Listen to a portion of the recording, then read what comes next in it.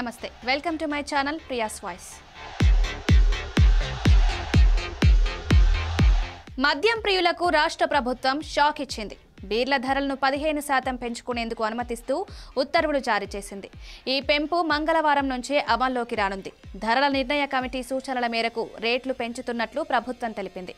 ధరల పెంపు నిర్ణయంతో ఒక్కో బీరుపై సగటున 20 నుంచి 30 రూపాయల వరకు పెరిగే అవకాశం ఉందని ఎక్సైజ్ వర్గాలు తెలిపాయి.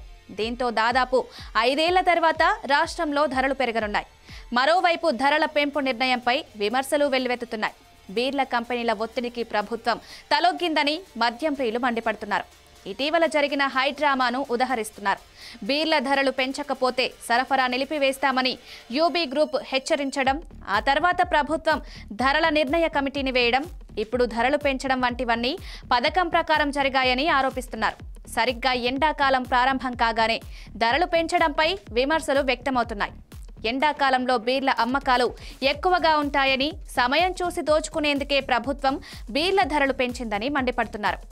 ఏపీలోనూ సోమవారమే మద్యం ధరలు పెరిగాయి. ఆ రాష్ట్రంలో ధరలను 15% సవరిస్తూ అక్కడి ప్రభుత్వం ఉత్తర్వులు జారీ చేసింది.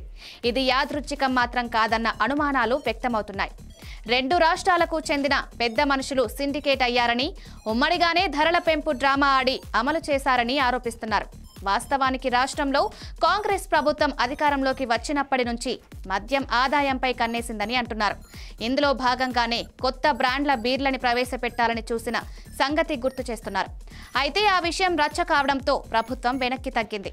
ప్రభుత్వానికి ఆదాయం పడిపోతున్న కొద్దీ మద్యం అమ్మకాలపైనే దృష్టి పెట్టిందని, ఎక్సైజ్ అధికారులకు జిల్లాలు, స్టేషన్ల వారీగా టార్గెట్లు పెట్టి అమ్మించిందని చెప్తున్నారు. ప్రతి వారం సమీక్షలతో టార్గెట్లు చేసుకునేలా ఒత్తిడి చేసిందని, ఇప్పుడు ధరల పెంపు రూపంలో మందుబాబులను దోచుకునేందుకు సిద్ధమైందంటున్నారు.